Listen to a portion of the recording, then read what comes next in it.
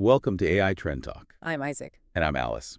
Today we're talking about the top 5 trending topics in Taiwan, from new financial funds to a highly anticipated concert, internet gossip, and high-stakes politics. Let's get started. Yeah, it is. It's really wonderful to have you listening with us today. So today is Monday, May 11, 2026. That's right.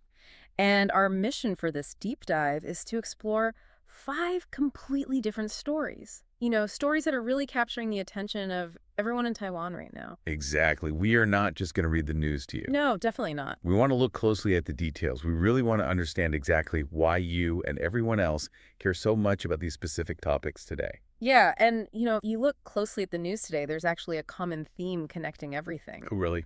What do you think that is? Well, all of these stories are sort of about the space between what we expect to happen and what actually happens. Oh, that's interesting. Yeah, we see this in money, we see it in music, and especially in politics. So let's begin with our first story. Sounds good. It's actually trend number 2 on the search list right now, and it is entirely about massive financial expectations. Okay, so we're talking about the stock market. Exactly. The stock market is completely focused on a highly popular new active fund. The code for this fund is 00403A. Right, 00003A. I've been seeing that everywhere. Yeah, it's making headlines everywhere because it just raised a massive amount of money, like over 80 billion new Taiwan dollars. Wow. Wait, 80 billion? Yes, and that was in only 3 days. I just want to pause right there because, well, 80 billion in 3 days is a staggering amount of money. It truly is. It's huge. And the excitement is building rapidly because this fund officially begins trading on the stock market tomorrow on May 12th. Okay, so tomorrow's the big day. Do we know the starting price? Yeah, the starting price is 10 NTD. So right now, everyday people are watching very closely to see what its net value will be. Net value. Right. Yeah, the net value is simply the actual true value of all the stocks that the fund has purchased. The word is investment. It means something you put your money into, hoping to get more money back later. Buying a house or putting money into an ETF can be a good investment for your future. That's exactly right. And this specific fund is a very interesting type of investment. How so? Well, people are paying close attention to exactly which company's stocks it holds inside its basket. Usually, there are strict rules for a fund like this. Like rules about what they can buy. Yeah. Normally, a fund is not allowed to let one single company take up too much space in its basket. Oh, I see. That makes sense. It's to protect the buyers, right? So they don't risk all their money on just one company. Exactly. But 00303A actually has a special relaxed rule. Wait, really? A relaxed rule? Yeah. Its top holding can make up to 30% of the entire fund. Wow, 30%. Why would they change the rules just for this one fund? That sounds a bit risky to me. You're definitely right to question that. But the reason is really just the unique shape of Taiwan's stock market. Oh, you mean because of TSMC? Exactly. Taiwan Semiconductor Manufacturing Company, or TSMC, is so huge that it basically dominates the market. Right. So if you want to build a fund that truly represents Taiwan's technology strength, you have to include a lot of TSMC. Exactly. Without relaxing that rule, the fund managers simply could not hold enough of it to be realistic. That makes a lot of sense mechanically. And, you know, recently, TSMC's stock price retreated a bit. Yeah, it went down recently. Right. So thousands of people are hoping this massive flood of 80 billion NTD entering the market tomorrow will act like a giant wave. A giant wave pushing TSMC's stock price back up. Exactly. That's the hope anyway. Yes, that is the expectation. Furthermore, this is an active ETF. Active, meaning someone is managing it. Right. A human manager is actively steering the ship. They are choosing specific stocks, trying to beat the average market performance. Okay, so it's different from a passive ETF. Very different. A passive ETF acts more like an autopilot. It just follows the general market. Let me try an analogy here. Think of an active ETF, like going to a restaurant and ordering a chef's special menu. Oh, I like that comparison. Right. The chef handpicks the ingredients they think are best for you.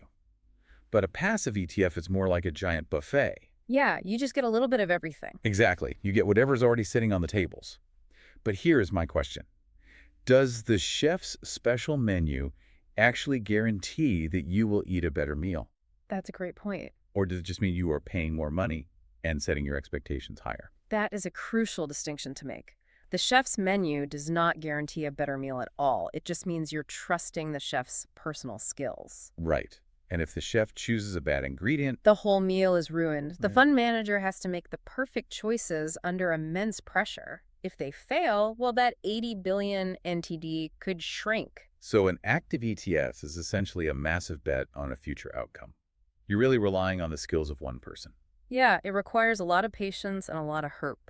Speaking of waiting for a massive payoffs, there is a story happening right now in the music world that completely redefines the idea of patience. Oh, yes. This brings us to trend number 5.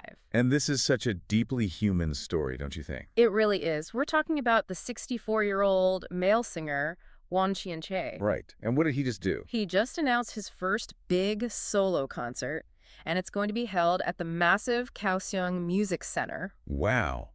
A first solo concert at 64 years old. That is a remarkable milestone. It really is. Most singers have their biggest concerts in their 20s or 30s. Exactly. Yeah. So why is this specific announcement making such big news today? I mean, why are so many people searching for him? Well, because he has been working in the music industry for 44 years. 44 years. That is an incredible amount of time to wait. It is. And back in the golden era of the Blue Sapphire Music Hall, he actually made history. Really? What did he do? He was the very first male singer to ever perform alongside the legendary Taiwanese singer Jody Chiang. The word is duet. It means a song sung by two people together.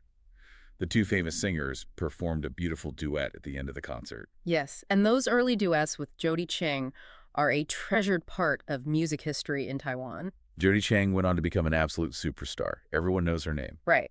But Wang Jui-te spent most of his long career stepping back. He kept singing with others or just staying out of the main spotlight.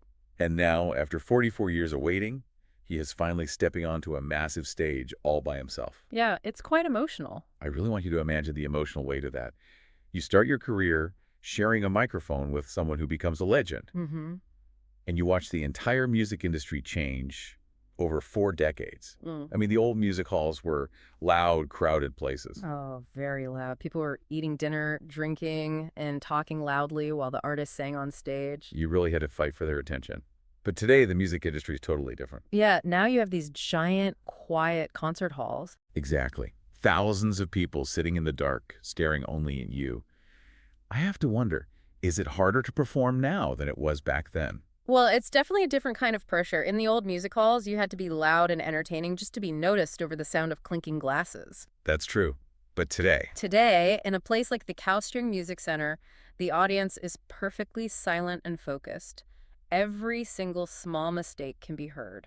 that sounds terrifying, honestly. It is, but true talent shines in both places. And the fact that thousands of people are searching for his name online today shows that the public still remembers his voice. Yeah, they really want to reward his incredible patience. Absolutely. It is a beautiful reminder that success does not have an expiration date.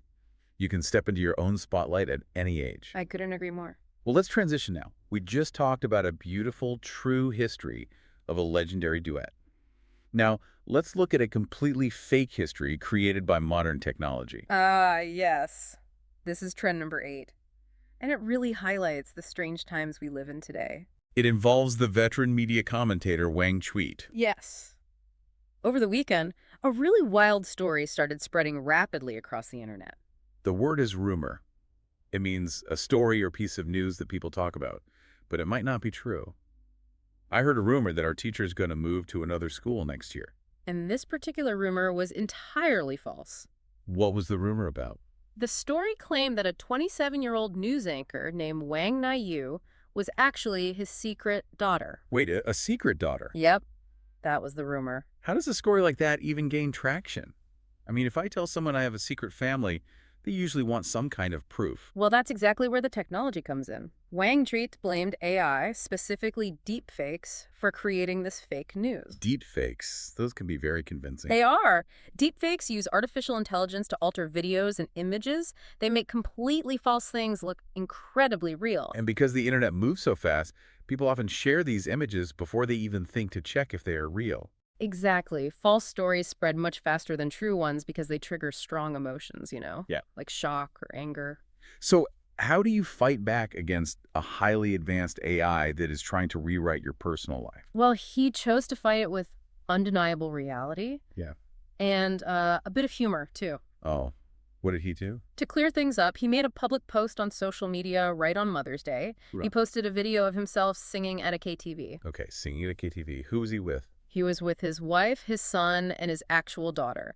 And he stated very clearly that he has never even met the young news anchor from the rumor. Right. I mean, surrounding yourself with your real family is probably the strongest visual proof you can offer. It is. But I heard he also used a rather unconventional defense as well. Oh, he did.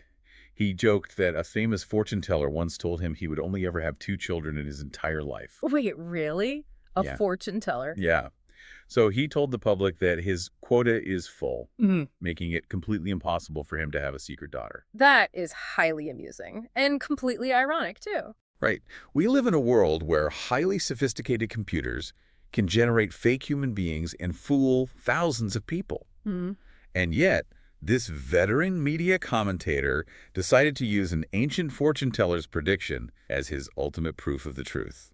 It's a fascinating clash between cutting-edge technology and old cultural traditions. It really is.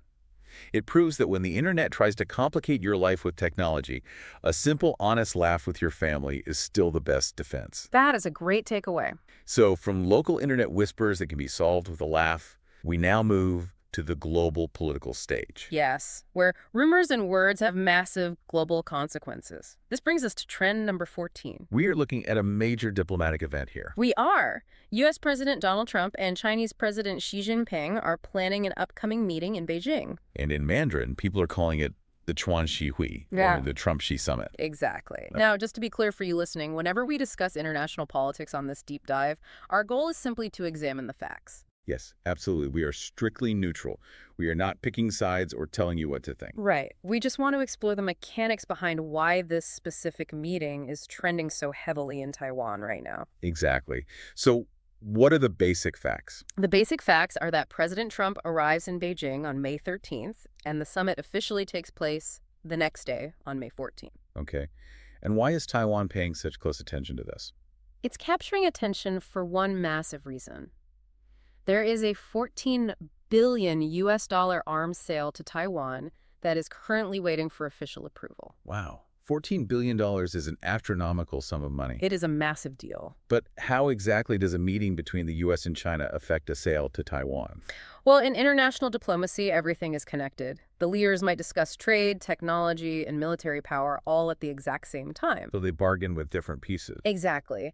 Whatever agreements or disagreements happen at this summit could delay or maybe accelerate that massive sale. That makes sense.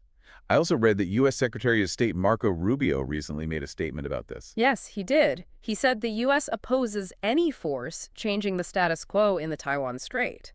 He added that stability there benefits the entire global economy. That phrase, status quo, it comes up so often in the news. It does. In simple English, status quo just means keeping things exactly as they are right now without any sudden changes or disruptions. Right, just keeping the balance. But maintaining that balance sounds incredibly difficult. Yeah. People often compare diplomacy to a game of chess, but, I think that's the wrong metaphor here. Oh, really? What metaphor would you use instead? I think it's less like a game of chess and much more like a high-stakes game of Jenga. Jenga, the game with the wooden blocks. Exactly. You have this tall tower made of wooden blocks. Both leaders are trying to carefully pull out the blocks that benefit their own countries. Like trade deals or security agreements. Right. But they have to do it very, very slowly. If one of them pulls too hard or says the wrong word... The entire tower of international stability could collapse. Exactly. That's why they move so carefully. That is an excellent way to picture it. Every single word spoken at a summit like this is planned weeks in advance. Right. Nothing is casual. Not at all. Diplomats spend hours arguing over a single sentence in a press release. They know that a poorly chosen word can shake the entire Jenga tower. Which brings us perfectly to our final topic today. Trend number 20. Right. We just talked about global leaders who meticulously plan every syllable they speak. Now let's look at a local politician who spoke a bit too freely. And immediately had to explain herself. Exactly. This is a political drama that feels very relatable to everyday life, I think. It involves Tseng Li-yen. She is a former Kaohsiung City Council speaker from the KMT party. And once again, we are looking at the mechanics of this social event impartially. We aren't favoring the KMT or the DPP here. Naturally. So what exactly did she say? Recently, Tseng Li-yen attended a local community event, and while holding the microphone, she publicly praised a mayoral candidate from the opposing DPP party. Yeah, the opposing party. Yes, the candidate is Lai Yulong. She actually called him the best mayor in the future. I have to stop you there. Praising a rival party's candidate in public. That sounds like a complete political disaster. That certainly caused a stir. Did she have a plan to spin those words, or was it just a complete accident? It seems it was a cultural habit that really backfired. Naturally, her own party supporters were shocked. I can imagine they probably demanded to know where her loyalty stood. They did. She had to act very quickly to put out the fire. She explained that she was simply using polite talk because she was at a friendly community event. Ah, polite talk. Yeah. In Mandarin, this is known as Changmianhua. It is such a fascinating cultural concept. It really is. Changmianhua refers to words spoken purely to make a social situation smooth, harmonious, and pleasant for everyone in the room. Right. You say nice things to give people face, even if you don't strictly mean them politically. Exactly. And Tseng Li-yen made it very clear that despite her polite words at the event, she still fully supports her own KMT party's candidate, Ko Chan. I want to ask you, the listener, to think about your own life. Have you ever been caught in a situation where you were trying to be excessively polite to a stranger in front of you and it accidentally offended your close friends? Oh, that is a very common human mistake. It is. This story perfectly highlights the awkward clash between two different rules of society. How so? Well, on one hand, Asian culture places a huge value on maintaining social harmony in the room. You want everyone to feel comfortable. Right. But on the other hand, modern politics demands absolute, rigid loyalty to your group at all times. Exactly. When those two rules collide, well, you get a trending news story. It just shows that in politics, polite talk is never just polite. Every word is measured by the audience. Exactly. And that actually ties right back to our main theme today. It really does. Today, we have really explored how the information we consume shapes the reality we live in. Yeah, we looked at the immense expectations tied to an $80 billion ETF. And the beautiful reality of a singer getting his solo stage after 44 years. We saw how fast artificial intelligence can build a fake family from a simple rumor. And how carefully global leaders must pull the blocks from the diplomatic Jenga tower. And finally, how a simple attempt at polite talk can create a massive political storm. With so much information flowing around us every single second, it really makes you wonder, what truly shapes the truth we choose to believe? Yeah. Is it the hard facts, our own emotional expectations, or simply the entertaining way a story is packaged? That is a concept definitely worth thinking about as you go through your day. Absolutely. Here is your comment challenge for today. Have you ever heard a funny or crazy rumor about yourself or someone you know? How did you handle it?